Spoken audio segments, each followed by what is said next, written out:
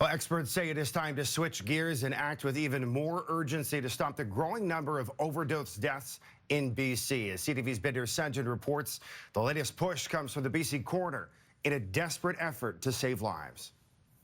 From the time the Death Review Panel released its report to when this story airs, the coroner's statistics show another 2 people will have died due to poison drugs. BC is averaging about 6 deaths a day. If we're serious about saving lives, then we have to think differently about this. The report is simply titled 6007, the number of people who died from August 2017 to July of last year in an unrelenting overdose crisis. With deaths increasing, experts want the province to come up with a plan to drastically expand access to prescribed drug alternatives by May 9th, and for the feds to approve BC's request to decriminalize some street drugs by April 11th. People change their attitudes and beliefs when it impacts them directly.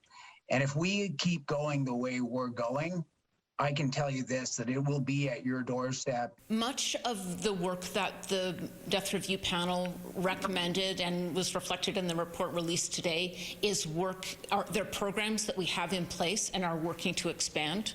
Report authors say the pandemic, flooding, and a deadly heat dome showed the province can react quickly, adding that's not happening with this emergency.